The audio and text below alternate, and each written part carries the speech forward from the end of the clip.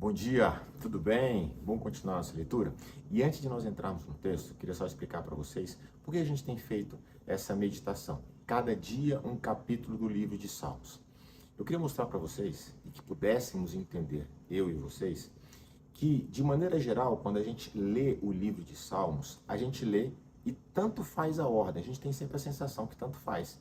Lê do meio para o fim, do fim para o começo, não muda nada. O que de maneira geral acabamos fazendo é que a gente pega textos, versículos isolados no livro de Salmos, e os versículos por si só são uma grande bênção, impactam muito as nossas vidas. Mas tem outras questões que a gente acaba deixando passar, perdemos uma grande riqueza.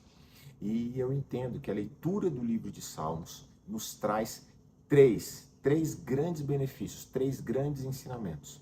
O primeiro é quando a gente pega versículos isolados, como eu acabei de falar. Isso é de uma riqueza enorme para as nossas vidas. Mas o segundo ponto que nos gera um grande aprendizado é quando a gente entende todo o teor daquele salmo. Então, ou seja, tudo aquilo que o salmo, qual é o foco central daquele salmo? E aí, somado a isso, eu tiro textos de dentro dele, aprendo dessas duas formas. E a terceira forma com a qual eu aprendo no livro de Salmos é quando eu consigo perceber a sequência que existe em cada um deles. O que vem antes, o que acontece agora e o que vai acontecer depois.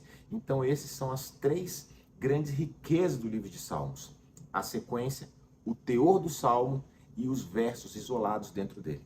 De todas as formas, nós sempre iremos aprender e sempre vamos permitir que a leitura gere algo dentro de cada um de nós. Mas então vamos ao texto. Hoje, capítulo 15. A gente percebeu pela leitura que o último que nós lemos ontem, Davi estava numa sensação ele olhava para o mundo ao seu redor e é como se ele perdesse um pouco a direção. Como se a imagem que eu tenho, já viu aqueles malabaristas que amarram uma corda no topo de um prédio e então amarram uma corda no topo de outro prédio e eles vêm caminhando e se equilibrando? E dizem, quem faz isso, eu nunca fiz, mas dizem que o segredo é você caminhar e olhar lá para frente para o lugar onde você quer chegar. Isso é foco. É como se, e aí a partir disso, é como se no verso 14, Davi ele viesse tentando se equilibrar em cima dessa corda bamba. E ele começa a olhar para um lado, olhar para o outro e começa a se desequilibrar. No verso 15, ele vai restabelecer o foco. Ele vai olhar para qual é o objetivo de vida dele. Por que ele faz o que faz, por que ele vive como vive, porque tudo na vida dele tem um único propósito. E esse propósito agora vai ser claro diante dos olhos dele.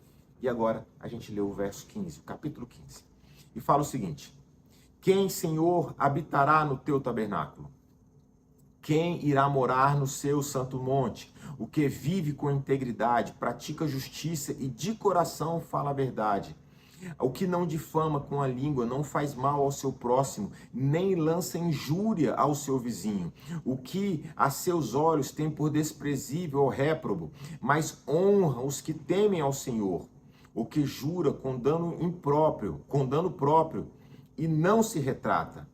O que não empresta o seu dinheiro com usura, nem aceita suborno contra o inocente.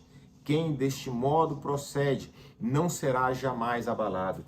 Davi está aqui restabelecendo o foco.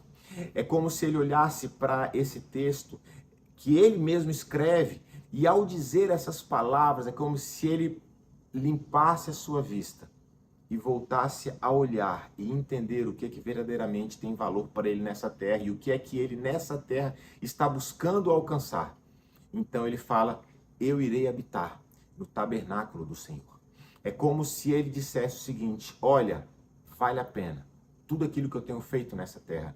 Se por algum momento eu comecei a achar que talvez não valesse a pena, mudo minhas palavras. Esse é o meu foco, esse é o meu objetivo. Vale a pena seguir a Deus e viver nessa vida uma vida reta, íntegra e honesta. Vale a pena, porque eu habitarei para sempre nos tabernáculos do Senhor. Nós iremos habitar por toda a vida nos tabernáculos do Senhor. E aí agora que nós entendemos como que eu trago isso para a minha vida prática, Quantas vezes nós não nos perguntamos se vale a pena? Essa é a questão desse salmo.